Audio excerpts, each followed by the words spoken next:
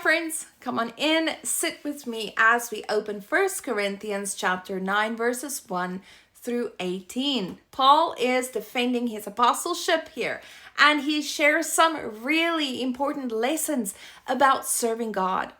So some Corinthians were challenging Paul's apostleship. So he gave his credentials. He had an actual encounter with Jesus on the road to Damascus, face to face. And the changed lives of the believers in the church was evidence that God was using Paul. Acts 9 verse 3 through 18. Maybe we should take a moment to reflect on the impact that our faith has on other people. We can be used by God to change other people's lives. We can help others to grow spiritually if we make ourselves available to be used by God. Paul had the right to be received hospitably, be married, and be paid for his work. But he willingly gave up these rights for the sake of the gospel. Those who feed us spiritually deserve to be compensated for their work.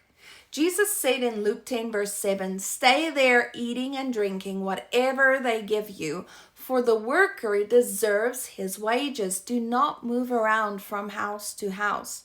So Jesus himself said anyone in ministry deserves to be compensated. And Paul echoes this. We have the responsibility of caring for our pastors and teachers and spiritual leaders, either financially or in some other form of compensation. Paul wasn't just defending himself. He was showing us what true servanthood looks like. He gave up his rights so the gospel could spread freely. At the same time, he reminds us that those who serve the church spiritually should be cared for and supported. So let's be people who make ourselves available to God.